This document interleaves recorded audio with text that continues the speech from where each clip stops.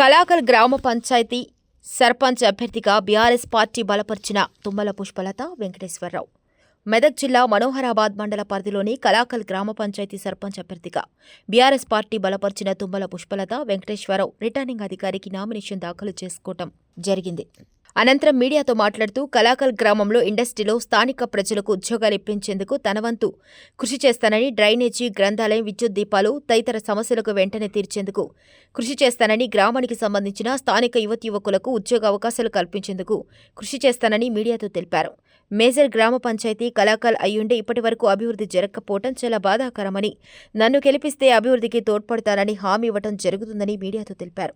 TRS కార్యకర్తలు స్వచ్ఛందంగా సర్పంచ్ అభ్యర్థి నామినేషన్లో పాల్గొని రాబోయే సర్పంచ్ ఎలక్షన్లో గెలిపిస్తానని ధీమా వ్యక్తం చేశారు.